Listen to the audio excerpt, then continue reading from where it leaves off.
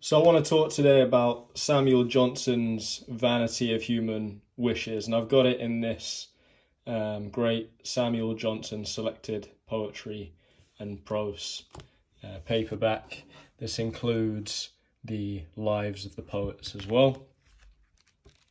So the Vanity of Human Wishes was published in 1749, written in late 1748, and I'll just show you the contents and what exactly this book includes. So it's got lots of letters, including with Boswell. It's got his poems and selections from The Rambler, selections from The Idler, the prefaces to Johnson's dictionary, and preface to the plays of William Shakespeare. And there's the contents and chapters to the lives of the poets. So we'll go straight into the Vanity of Human Wishes. Starts with, let observation with extensive view survey mankind from China to Peru. Then say, and this is, I say, a good summary of what the Vanity of Human Wishes is actually about. It's that foolish wishes carry inherent destruction in their fulfillment. So this is an incredibly vital poem. It's a long poem, and it's the language is very powerful. Treacherous phantoms in the mist delude, and restless fire precipitates on death, wide wasting pest.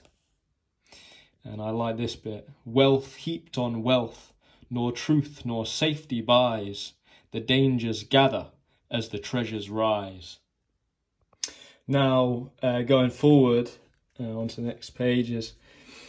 Does envy seize thee, crush the upbraiding joy, increase his riches, and his peace destroy?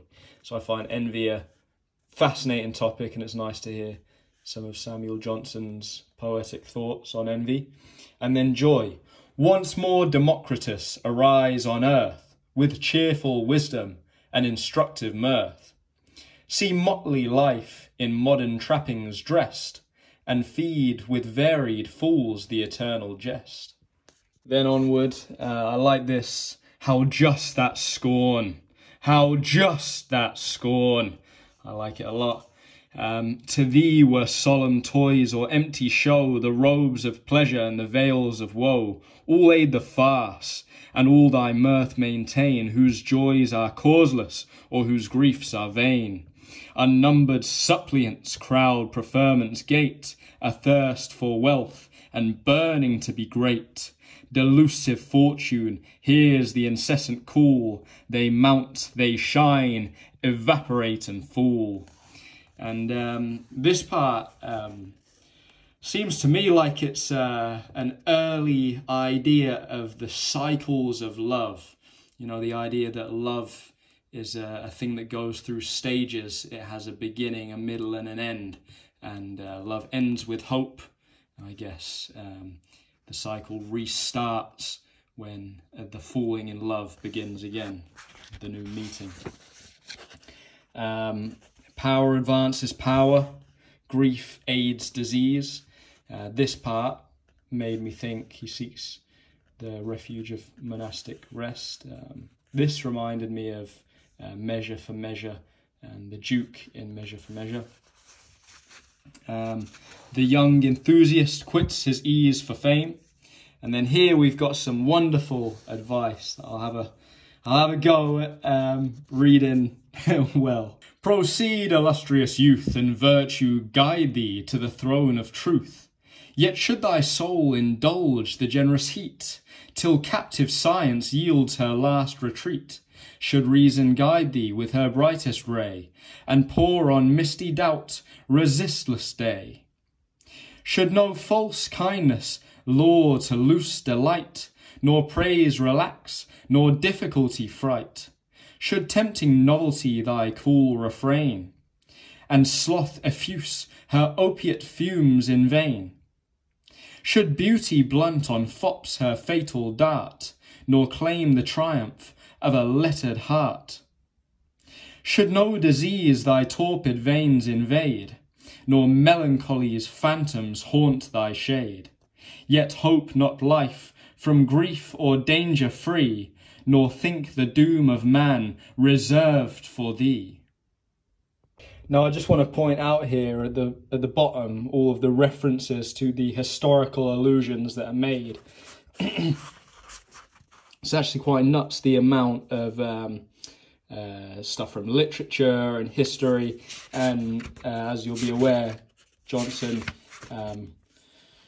wrote one of the great first English dictionaries, and so uses some awesome language like this. Number one, we've got airy as imaginary, so chasing imaginary good, chases airy good. But back to where we were with these historical allusions. It's really, really enlightening stuff. So more incredible language. Marked out by dangerous parts, he meets the shock, and fatal learning leads him to the block. Around his tomb let art and genius weep, but hear his death, ye blockheads, hear and sleep. On what foundation stands the warrior's pride? No dangers fright him, and no labours tire.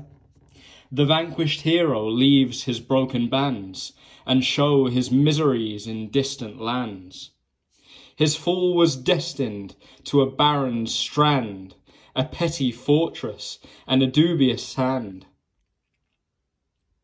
He left the name at which the world grew pale, to point a moral or adorn a tale. And a note on insatiability, another topic I find highly fascinating. Peace courts his hand, but spreads her charms in vain. Think nothing gained, he cries, till naught remain on Moscow's walls, till Gothic standards fly, and all be mine beneath the polar sky.